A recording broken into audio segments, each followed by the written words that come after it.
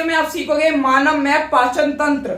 आखिर दोस्तों आप जो मानव में पाचन तंत्र पढ़ोगे आज, ये कक्षा 10 के विद्यार्थियों के लिए है। कक्षा 10 के विद्यार्थी पहले सीख चुके थे कि अमीबा में पाचन कैसे होगा, उसके बाद बात आई थी मानव में पाचन तंत्र। तो आज की वीडियो में आप सीखोगे दोस्तों कि आप जो भोजन खाते हो आपके अंदर जाके क्या वो सड़ जाता है या उसको क्या होता है, उसका उस भोजन का होता क्या है, आज की वीडियो में आप सब कुछ देखोगे। तो दोस्तों आपको क्या करना है, वीडियो पे एंड तक वॉच कीजिए और पाचन में आज आपको मजा आ जाएगा क्योंकि आपको अच्छे से अच्छे पॉइंट बताए जाएंगे। इसलिए दोस्तों आपको वीडियो को एंड तक वॉच कीजिए, तभी आप इस टॉपिक को समझ पाओगे।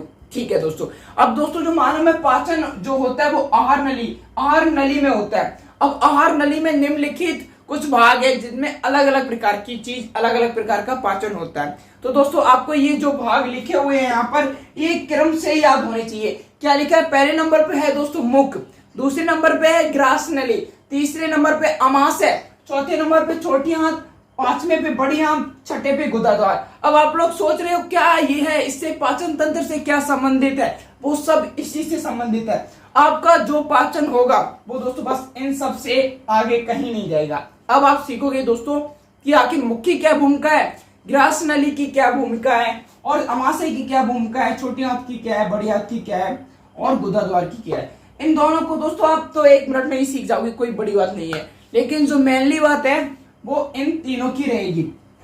तो दोस्तों हम पहला भाग स्टार्ट करते हैं यहाँ से, यानी पहला जो भाग है वो हमारा मुख है। आखिर मुख में क्या होता है दोस्तों, मुख में आप देखते हो कि आपके दांत भी हैं, मुख में आपकी जीभ भी है और मुख में ही आपकी लार बनती है। तो दोस्तों आपका अगर पूछा जाए पाचन कहाँ से शुरू हो जाता है, तो पाचन तो दोस्तों आपका मुख से ही शुरू हो जाता है। कहाँ से हो जाता है, मुख से ही शुरू हो जाता है। एक दोस्तों मैं आपको इंपॉर्टेंट बात बताऊं, अगर आप खाना खाते हो तो आप जिस कौर को खाते हो अगर आप 24 बार उसको चबाओगे तो आपका 60% पाचन हो जाता है मुख में ही। ये कोई मजाक की बात नहीं है, आप प्रैक्टिकल कर सकते हो। अब दूसरी बात ये है कि हम अपने टॉपिक को सीखते हैं। तो दोस्तों मुख में कितनी चीजें मैंने आपको बता दी हैं वो देख लीजिए आप पहले। मुख में पहले देख लेते हैं दोस्तों दांत। पहली बात आती है दांत, जीभ एंड लार। अब आप दोस्तों क्या पढ़ रहे थे, पाचन तंत्र पढ़ रहे। पाचन में आहार नली का पहला भाग देख रहे हो मुख, जिसमें हम मेनली 3 चीजों को पढ़ेंगे, दांत, जीभ और लार। आखिर दांत दोस्तों, दांत में क्या है, भोजन को चबाने के लिए दांत में क्या प्रयोग करते हो दोस्तों, दांत भी 4 प्रकार के होते हैं। दांत भी 4 प्रकार के होते हैं दोस्तों, जिनका नाम भी मैं आपको बता देता हूं। कृंतक, रदनक,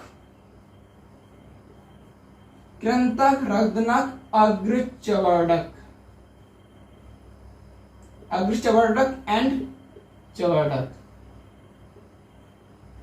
ये दोस्तों आपके दांत जो होते हैं वो 4 प्रकार के होते हैं। दांतों का काम क्या है दोस्तों, भोजन को पीसना, भोजन को फाड़ना, भोजन को काटना। बस दांत का आपका मेन छोटा सा बस यही काम रहता है कि भोजन को काटना, फाड़ना, मरोड़ना, पीसना, जो कुछ भी करते हैं वो दांत कर देते हैं। उसके बाद क्या होता है दोस्तों, आप वो चीज को समझेंगे। तो दांत में दोस्तों मेनली इतनी ही भूमिका थी। अब जो दूसरी चीज है वो मैं आपको बताता हूँ कि दूसरी चीज क्या है। तो दोस्तों इसको साफ कर देता हूँ।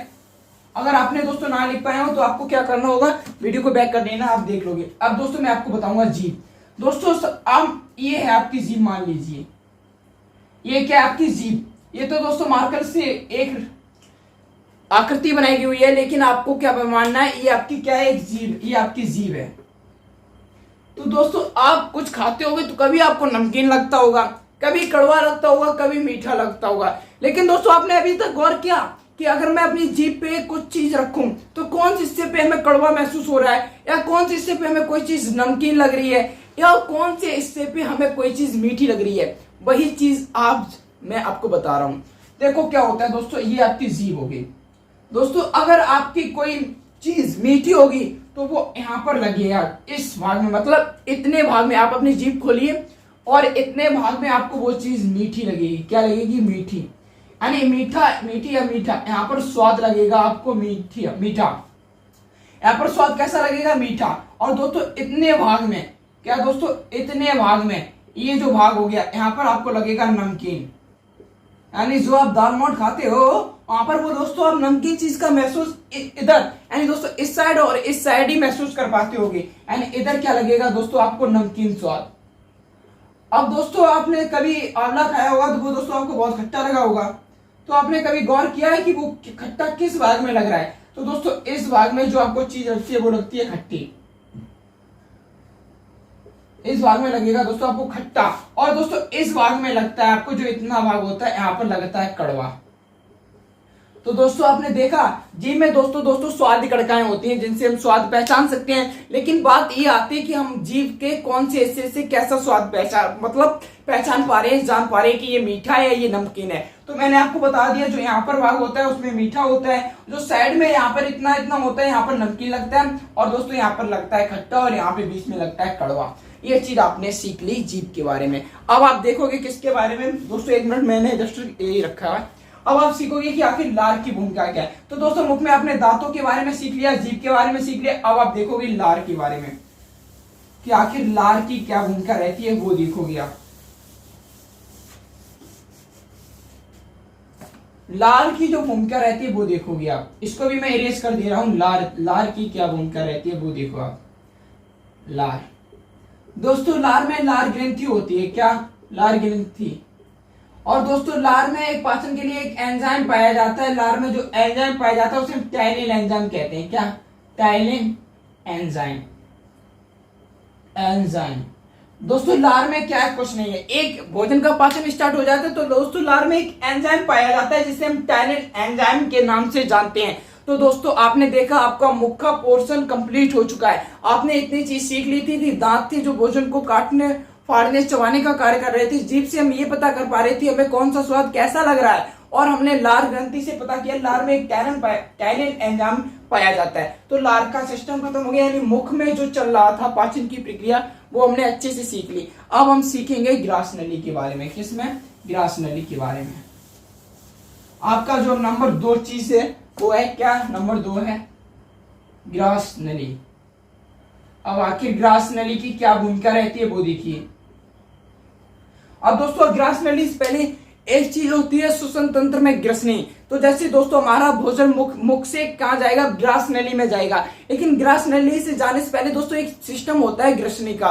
ग्रसनी ये कार्य करती है कि भोजन जो हमारा है वो श्वासनाल और वायुनाल में प्रवेश ना कर पाए, डायरेक्ट भोजन कहाँ जा पाए? ग्रास नली में ही जा पाए। तो एक ग्रसनी होती है जो आप श्वसन तंत्र में पढ़ोगे, यहाँ पर उसका कोई काम नहीं है। तो अब आप देखोगे ग्रास नली। ग्रास नली दोस्तों लगभग 25 सेंटीमीटर लंबी होती है। कितनी सेंटीमीटर? 25 सेंटीमीटर लंबी होती है। दोस्तों इसका मुख्य कार्य क्या है? इसका जो मुख्य कार्य ये है, इसका मुख्य कार्य ये है दोस्तों, ग्रास नली एक नली है दोस्तों जो ये क्या करती है? भोजन को मुख से आमाशय तक ले जाती है। भोजन को मुख से आमाशय तक ले जाती है। तो दोस्तों आप देख रहे हो कि इसका ग्रास नली का क्या कार्य है।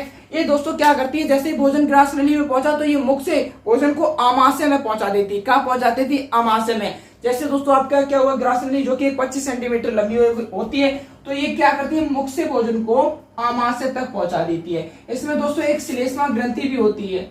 इसमें श्लेष्मा ग्रंथि होती है, जो इसका कार्य क्या होता है दोस्तों? श्लेष्मा ग्रंथि का इसका कार्य ये होता है भोजन को लसीला बनाना, लसदार बनाना। जो दोस्तों भोजन को लसदार बनाती है, रसीला बनाती है, जिससे भोजन आमाशय तक अच्छे से पहुंच जाए। तो दोस्तों आपने देखा ग्रास नली में भी कुछ बड़ा सिस्टम या कोई बड़ी रॉकेट साइंस नहीं है। ग्रास नली बिल्कुल इतना सिंपल सा काम कर रही है कि मुख में भोजन जो हमारा जितना भी बचा था उसके बाद दोस्तों क्या हो रहा है? ग्रास नली मुख से भोजन को कहां तक छोड़ रही है? आमाशय तक। यानी दोस्तों आमाशय करता है ग्रास नली को कॉल कि हमारे पास भोजन लेके आओ। तो ग्रास नली का कार्य यही है कि भोजन को आमाशय तक पहुंचा देना। अब चीज आती है कि आखिर आमाशय क्या करता है, वो बहुत जरूरी है। आमाशय क्या करता है वो देखिए दोस्तों। आमाशय का कार्य क्या है वो देखिए दोस्तों। ये गिर गया, सॉरी। अब देखो आमाशय का कार्य क्या है वो देखो। आमाशय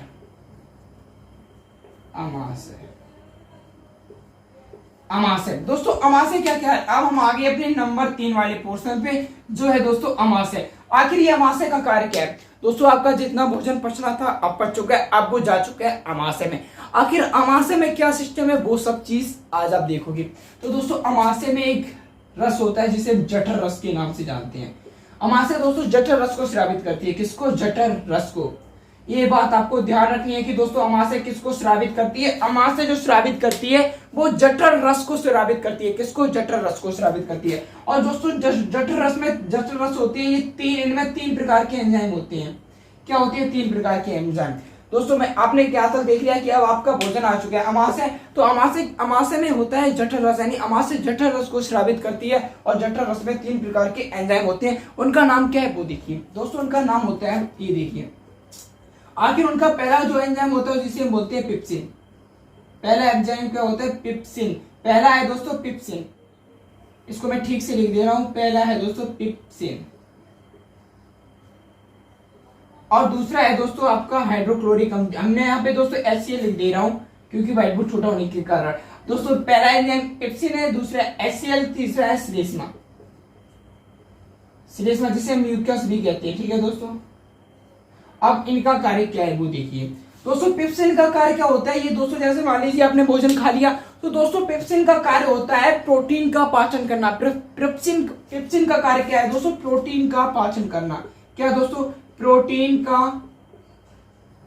पाचन करना।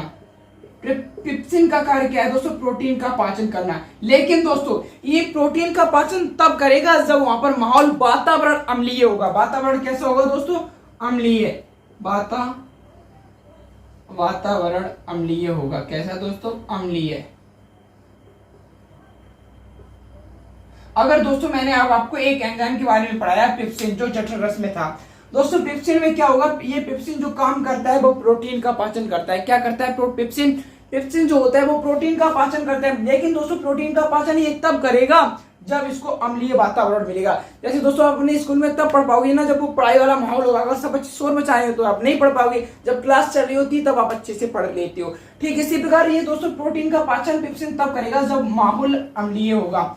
अब आखिर बात आती है माहौल अम्लीय होगा तो आखिर माहौल अम्लीय देता कौन है? तो दोस्तों हमारा जो हाइड्रोक्लोरिक अम्ल होता है एंजाइम, ये क्या करता है दोस्तों? भोजन को, ये करता है भोजन को, ये दोस्तों क्या करता है? भोजन को अम्लीय वातावरण देता है। अम्लीय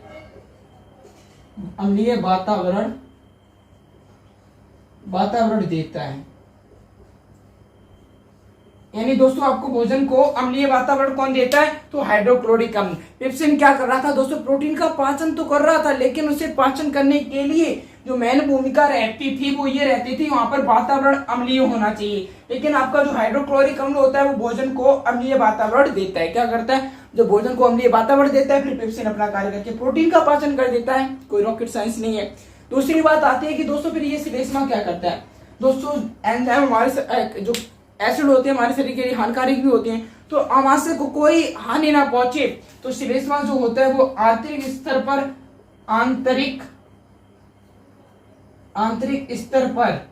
अमाशय की रक्षा करता है। अमाशय की रक्षा करता है। दोस्तों मैं आपको एक बार रिवीजन कराते देता हूँ क्यों। अमाशय में क्या था दोस्तों? जठर रस। जठर रस में हमें 3 एंजाइम मिले थे, पेप्सिन, हाइड्रोक्लोरिक अम्ल, श्लेष्मा। पेप्सिन का कार्य होता है प्रोटीन का पाचन करना है। कब? जब माहौल अम्लीय हो। अब हाइड्रोक्लोरिक भोजन को अम्लीय बना रहा था, इससे क्या होता है? अमाशय को कोई नुकसान ना पहुंचे। श्लेष्मा क्या करता है? अमाशय को आंतरिक स्तर पर सुरक्षा प्रदान करता था। तो दोस्तों आपका अमाशय भी खत्म हो गया है। अब आपकी बात आएगी छोटी आंत की। आखिर अब ये छोटी आंत क्या करता है वो सीखोगे आप, इसलिए दोस्तों आप वीडियो से जुड़े रहिए। अगर दोस्तों आपको इसमें कुछ लिखना हो तो लिख लीजिए, स्क्रीनशॉट ले लीजिए। आपने सब कुछ कर लिया होगा दोस्तों। अब हम आपको बताएंगे कि आखिर छोटी आंत की क्या भूमिका रहती है। अब देखो दोस्तों छोटी आंत क्या करता है? छोटी आंत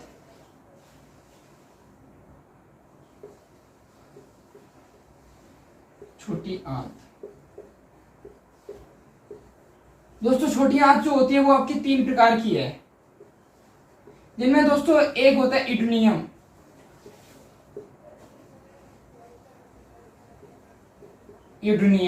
क्या होता है? पहला भाग होता है जो इड्यूनियम। इसमें क्या है दोस्तों? इसमें और इनकी कोई मुख्य विशेषता नहीं है, लेकिन एक का नाम जिज्यूनियम होता है, एक का नाम इलियम होता है, उससे कोई मतलब नहीं है। लेकिन दोस्तों आपको इड्यूनियम को देखना है। इड्यूनियम में दोस्तों 2 ग्रंथियां होती हैं, एक होती है यकृत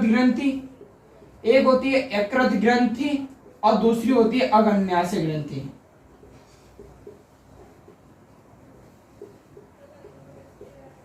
मैंने क्या बताया दोस्तों, अब आपका भोजन आ चुका है कहां पर, छोटी आंत में। अमाशय में जितना पाचन होना था हो चुका है, अब आपका भोजन आ चुका है छोटी आंत में। छोटी आंत में दोस्तों इड्नियम वाले भाग में एक होती है यकृत ग्रंथि, एक होती है अग्नाशय ग्रंथि। दोस्तों आपको एमसीक्यूज की फॉर्म में एक क्वेश्चन पूछा जा सकता है कि मानव पाचन की सबसे बड़ी ग्रंथि कौन सी है, सॉरी मानव पाचन की सबसे बड़ी ग्रंथि कौन सी है, तो आपको बताना होगा यकृत ग्रंथि। अगर आपका इस टाइप से क्वेश्चन आ जाए कि मानव पाचन की सबसे बड़ी ग्रंथि कौन सी है, तो आपको यही बताना होगा यकृत ग्रंथि।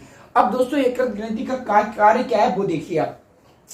तो दोस्तों आपने देख लिया, अब हम छोटी आंत में दो चीजों को पढ़ेंगे, यकृत ग्रंथि को और अग्न्याशय को। जगह कम होने के कारण मैं दोस्तों इन सबको मिटा दे रहा हूं, डायरेक्ट लिखूंगा यकृत ग्रंथि। किसको दोस्तों, यकृत ग्रंथि। छोटी आंत में यहाँ पे लिख दे रहा हूं छोटी आंत में। अब आप पढ़ोगे यकृत ग्रंथि को। किसको पढ़ोगे दोस्तों, यकृत ग्रंथि को। यकृत ग्रंथि यहां पर लिख दे रहा हूं पाचन की सबसे बड़ी ग्रंथि, पाचन की सबसे बड़ी का सिंबल ऐसा मैंने बना दिया लेकिन होता नहीं है, ग्रंथि। मानव पाचन की सबसे बड़ी ग्रंथि कौन सी है दोस्तों, यकृत ग्रंथि है। आखिर अब यकृत ग्रंथि क्या करती है दोस्तों, ये पित्त रस को निकालती है। कौन से रस को, पित्त रस। दोस्तों यकृत ग्रंथि का कार्य क्या होता है दोस्तों, ये क्या करती है, छोटी आंत में यकृत ग्रंथि ये पित्त रस को निकालती है। किसको, पित्त रस को। अब आखिर पित्त रस का निर्माण क्या होता है वो देखना दोस्तों। ये पित्त रस जैसे ही निकलता है, जैसे यकृत ग्रंथि पित्त रस का स्रावित कर देती है, तो दोस्तों ये पित्त रस बनाते हैं पित्त लवण। क्या बनाते हैं दोस्तों, पित्त लवण। फिर से देख लो दोस्तों, हम लोग आ गए थे छोटी आंत में, हम यकृत ग्रंथि को पढ़ रहे थे। यकृत ग्रंथि क्या करती है दोस्तों, पित्त रस को निकालती है, और पित्त रस क्या करते हैं दोस्तों, पित्त लवण को बना देते हैं, पित्त लवण को बना देते हैं। अब आखिरकार ये पित्त लवण का कार्य क्या है वो और ही ज्यादा महत्वपूर्ण है दोस्तों। पित्त लवण का कार्य होता है वसा की, पित्त लवण का कार्य होता है वसा की बड़ी बड़ी गोलिकाओं को, वसा की बड़ी बड़ी गोलिकाओं को छोटी गोलिकाओं में तोड़ना, छोटी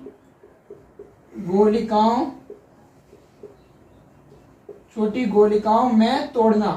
क्या होता है, छोटी गोलिकाओं में तोड़ना। आपने देखा कि दोस्तों क्या चल रहा है यहाँ पे, पित्त लवण का कार्य होता है वसा की बड़ी बड़ी गोलिकाओं को छोटी छोटी गोलिकाओं में तोड़ना। और दोस्तों यही छोटी छोटी गोलिका क्या होती है, इमल्सीकृत वसा, इमल्सीकृत वसा। क्या सिस्टम हो गया था दोस्तों, बस जो पित्त लवण था वो वसा की बड़ी बड़ी गोलिकाओं को छोटी छोटी गोलिकाओं में तोड़ रहा था, जिसे हम इमल्सीकृत वसा कहते हैं। और दोस्तों पित्त रस जो इकट्ठा होता है वो पित्ताशय में होता है, पित्ताशय में। तो दोस्तों आपने देखा, हमने पढ़ रहे थे छोटी आंत में इड्नियम वाले भाग में, जिसमें दो ग्रंथियां पाई जाती हैं, एक यकृत ग्रंथि और एक पाई जाती है अग्न्याशय ग्रंथि। हम पहले पढ़ते थे यकृत ग्रंथि को। यकृत ग्रंथि क्या है दोस्तों, मानव पाचन की सबसे बड़ी जो ग्रंथि है उसको हम यकृत ग्रंथि के नाम से जानते हैं, और ये पित्त रस को निकालती है। पित्त रस जो होते हैं वो दोस्तों पित्त लवण को बनाते हैं। पित्त लवण का कार्य क्या होता है, वसा की बड़ी बड़ी गोलिकाओं को छोटी छोटी गोलिकाओं में तोड़ना, और ये छोटी छोटी गोलिकाएं होती हैं वो होती है इमल्सीकृत वसा। ये था दोस्तों आपका यकृत का कार्य। अब मैं आपसे पूछूं कि आपका पित्त रस कहां पर इकट्ठा होता है, तो दोस्तों वो पित्ताशय में इकट्ठा होता है। ये भी चीज आपने अच्छे से सीख ली होगी। अब डस्टर ईरा, तो दोस्तों अब आप पढ़ोगे अग्न्याशय को। आपको इसमें से जो लिखना हो लिख लीजिए दोस्तों। अब आप पढ़ोगे अग्न्याशय को। क्या, अग्न्याशय को, अग्न्याशय। अब आप किसको देखोगे दोस्तों, अग्न्याशय को, अग्न्याशय।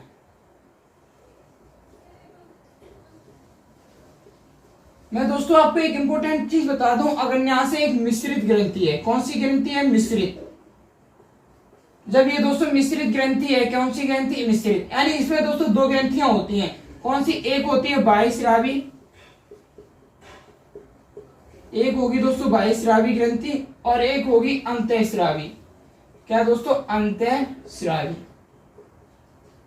ये दो ग्रंथियां हैं, एक है बाह्यस्रावी ग्रंथि और एक है अंतःस्रावी ग्रंथि। दोस्तों इसको समझना बहुत जरूरी है कि ये बहुत इंपॉर्टेंट है। तो मैं दोस्तों पहले बता दूं, अंतःस्रावी ग्रंथि होती है जो हार्मोन को निकालती है। क्या दोस्तों, हार्मोन को। अंतःस्रावी जो ग्रंथि है वो दोस्तों आपको हार्मोन को निकालती है। किसको? हार्मोन को। और जो इसमें दोस्तों हार्मोन होता है वो होता है इंसुलिन हार्मोन। इंसुलिन हार्मोन होता है। अंतःस्रावी ग्रंथि का कार्य होता है हार्मोन को निकालना, और जो इसमें हार्मोन होता है वो इंसुलिन हार्मोन होता है। दोस्तों आपने देखा होगा अपने पड़ोसी या किसी को शुगर की बीमारी हो जाती है, तो आपने आखिर ये भी सोचा होगा कि इसे शुगर क्यों हो गया, क्या ये मीठा बहुत खाता है या क्या खाता है, इसे शुगर क्यों हो गया। तो मैं दोस्तों आपको बता दूं, इसका जो मुख्य कारण ये होता है इंसुलिन हार्मोन की कमी। इसकी कमी से दोस्तों कौन सा रोग हो जाता है? शुगर का रोग हो जाता है, जिसे इंग्लिश में डायबिटीज कहते हैं। तो दोस्तों इसकी कमी से कौन सा रोग हो जाता है? शुगर रोग। हमने अंतःस्रावी ग्रंथि को पढ़ लिया, ये हार्मोन को निकाल रही थी। हार्मोन में इसमें इंसुलिन हार्मोन होता है। अगर किसी व्यक्ति को इसकी कमी है तो वो दोस्तों इसको हो जाएगा शुगर रोग। अब आखिर देखोगे बाह्यस्रावी ग्रंथि। दोस्तों बाह्यस्रावी ग्रंथि निकालती है एंजाइमों को। किसको? एंजाइम को। और इसमें दोस्तों 3 एंजाइम होती हैं, उनका कार्य भी अलग अलग है जो आपको पता होनी चाहिए। इसमें दोस्तों कितने एंजाइम होते हैं? 3 एंजाइम। इसमें क्या होते हैं दोस्तों? 3 एंजाइम होते हैं। पहले एंजाइम का नाम होता है एमालाइज, और दूसरा होता है दोस्तों ट्रिप्सिन। क्या होता है दोस्तों? ट्रिप्सिन। और तीसरा एंजाइम होता है लाइपेज। ये 3 एंजाइम होते हैं दोस्तों। अब आप किसको पढ़ रहे हो? आप पढ़ रहे हो अग्न्याशय को, जो इड्नियम का हिस्सा था। अग्न्याशय क्या करता है? ये एक मिश्रित ग्रंथि है दोस्तों, जिसमें अंतःस्रावी ग्रंथि और अंतःस्रावी ग्रंथि थी। बाह्यस्रावी ग्रंथि का कार्य होता है एंजाइम को बनाना, और इसमें 3 एंजाइम होते हैं, एमाइलेज, ट्रिप्सिन और लाइपेज। अब आप सीखोगे दोस्तों एमाइलेज का कार्य क्या होता है। दोस्तों आपके शरीर में जो भी कार्बोहाइड्रेट है, क्या? कार्बोहाइड्रेट यानी दोस्तों जो एमाइलेज जो एंजाइम होता है वो करता है दोस्तों आपका कार्बोहाइड्रेट का पाचन। कार्बोहाइड्रेट का पाचन कौन करता है दोस्तों? Amylase enzyme. अब ये दोस्तों करेगा प्रोटीन का पाचन। किसका? जो ट्रिप्सिन होता है वो दोस्तों करता है प्रोटीन का पाचन। ट्रिप्सिन क्या करता है दोस्तों? प्रोटीन का पाचन। और दोस्तों अभी आपने पढ़ा था अमाशय में एक पिप्सिन एंजाइम होता है, वो भी प्रोटीन का पाचन करता था। लेकिन मैंने आपको एक चीज बताई थी दोस्तों, जो पिप्सिन करता था उससे प्रोटीन का पाचन करने के लिए अम्लीय वातावरण होना चाहिए। कौन सा वातावरण? अम्लीय होना चाहिए। लेकिन मेरे साथियों ट्रिप्सिन जो प्रोटीन का पाचन करेगा उसके लिए दोस्तों हमें किसी भी प्रकार का अम्लीय वातावरण की कोई जरूरत नहीं है। ये ट्रिप्सिन प्रोटीन का पाचन करेगा, माहौल कैसा भी हो, डजंट मैटर, कोई फर्क नहीं पड़ता। ठीक है दोस्तों। अब लाइपेज क्या करता था? अभी दोस्तों आपने देखा था पित्त लवण क्या कर रहे थे? वर्षा की बड़ी बड़ी गोलिकाओं को छोटी छोटी गोलिकाओं में तोड़ रहे थे। क्या कर रहे थे? छोटी छोटी गोलिकाओं में तोड़ रहे थे। अब दोस्तों जो छोटी छोटी गोलिका थी वो क्या थी? इमल्सीकृत वसा। क्या थी? इमल्सीकृत वसा। और दोस्तों इमल्सीकृत का वसा का जो पाचन करता है वो हमारा लाइपेज एंजाइम ही करता है। यानी ये क्या करता है दोस्तों? इमल्सीकृत वसा का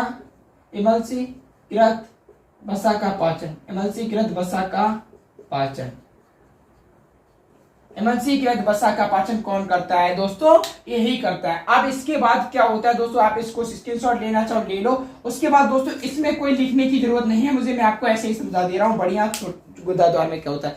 बड़ी आंत में दोस्तों जो कुछ अब पाचन हो चुका है, क्या हो चुका है? छोटी आंत में। अब दोस्तों सर्वाधिक पाचन जो होता है हमारा शरीर में वो छोटी आंत में होता है। सर्वाधिक ये नहीं कह सकते दोस्तों छोटी आंत में ही पाचन होता है, लेकिन सर्वाधिक पाचन छोटी आंत में होता है। दूसरी बात ये है दोस्तों कि आखिर बड़ी आंत में क्या होता है दोस्तों, जैसे मान लीजिए जो बिना पचा हुआ भोजन बड़ी आंत में पहुंच गया तो वो दोस्तों जल में जो कुछ भी जल से अपघटन करता है और उसके द्वारा पाचन कर देता है। उसके बाद क्या होता है, जो भी बेकार पदार्थ है दोस्तों वो गुदा द्वार के द्वारा बहरा निकल जाता है। तो बस इतनी सी चीज थी छोटी आंत तक जो आपको आनी चाहिए। ये था दोस्तों आपका पूरा मानव पाचन तंत्र। इसमें जो भी आपको डाउट रह गया है वो आप दोस्तों कमेंट में पूछ सकते हो। और दोस्तों अगर अभी आपको वीडियो में कुछ टॉपिक समझ में नहीं आए हो तो वीडियो को फिर से देखिए, आपको समझ में आ जाएगा। उम्मीद है दोस्तों आप इस वीडियो को अच्छे से समझ गए होंगे। अब इसके साथ दोस्तों हम अगली वीडियो में लाएंगे इसी चैप्टर का नेक्स्ट वीडियो, जो आपको बहुत ही ज्यादा अच्छा लगेगा और इसी प्रकार समझ में आ जाएगा। ठीक है दोस्तों, मिलते हैं आपको नेक्स्ट वीडियो में। जय हिंद, वंदे मातरम।